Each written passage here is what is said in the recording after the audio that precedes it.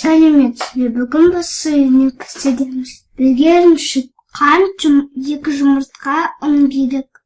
2 жұмыртқаны ірімшікке жарып саламыз.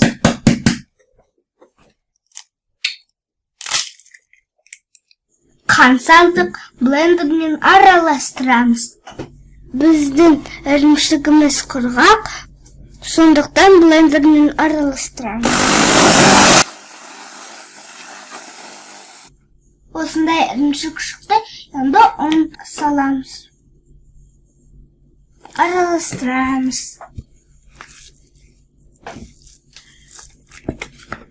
Осылай ұнға салып, сырник жасаймыз. Бізде сырник шықты, енді қазір оны майға қуыраймыз.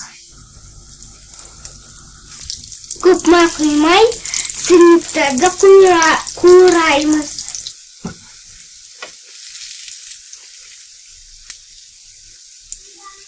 Сырниктарымыз шашылмайды, әдемі болып піседі.